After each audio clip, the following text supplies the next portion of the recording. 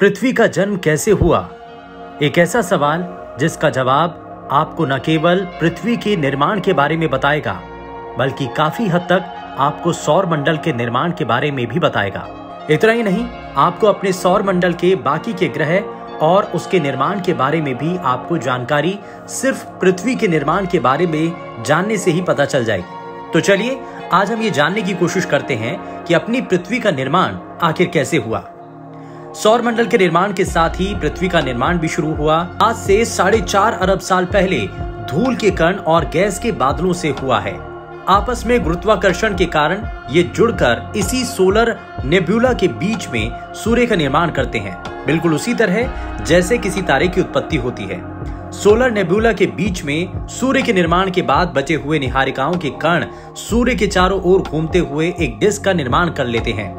इस डिस्क में घूमते हुए छोटे छोटे पार्टिकल ग्रेविटी के कारण आपस में जुड़कर बड़े पार्टिकल बनाने लगते हैं।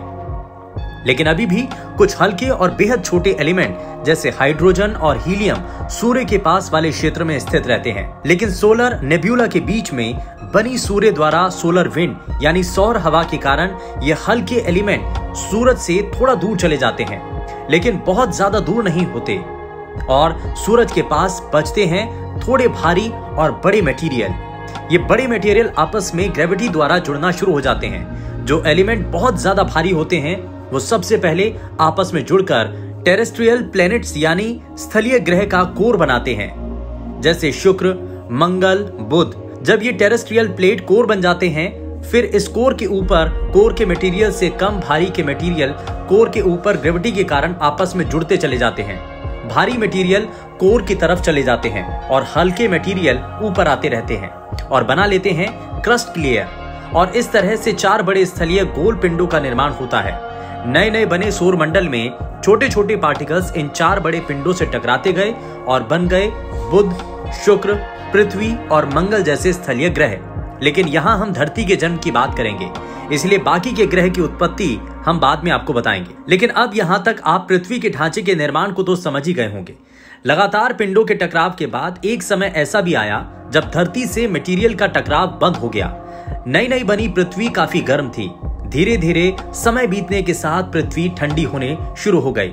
पृथ्वी ने ग्रेविटी से कुछ गैसेस को अपनी ओर आकर्षित कर धरती के बाहरी लेयर का निर्माण किया। पृथ्वी के क्रस्ट के नीचे मेंटल के लेयर में टेक्टोनिक प्लेट्स के टकराव और घर्षण से बड़े बड़े पहाड़ और ज्वालामुखियों का निर्माण हुआ और इन्हीं ज्वालामुखी से निकलने वाले गैस ने पृथ्वी के वातावरण को बनाया। पृथ्वी से टकराने वाले ठंडे जमी हुई बर्फ के पिंड और चट्टान ने पृथ्वी की सतह पर पानी के अस्तित्व को लाया, जो कि सौर मंडल के बाहर से आए थे।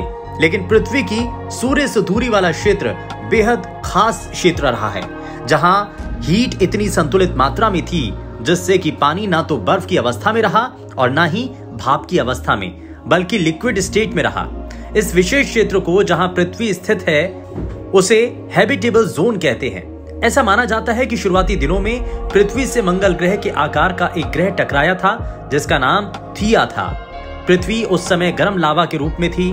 थिया और पृथ्वी के टकराव से अंतरिक्ष में गए मलबे के कारण होने से चंद्रमा का निर्माण हुआ और इसी टकराव से धरती अपने अक्ष पर 23.4 डिग्री तक झुक गई, जिससे पृथ्वी और मौसम में बदलाव आना शुरू हो गया। तो कुछ ऐसे हुआ आपकी अपनी पृथ्वी का निर्माण। तो कैसी लगी ये जानकारी हमें जरूर बताइएगा और साथ ही अगर ये वीडियो आपको पसंद आई है तो इस वीडियो को लाइक करें, शेयर करें और चैनल को सब्सक्राइब जरूर करें।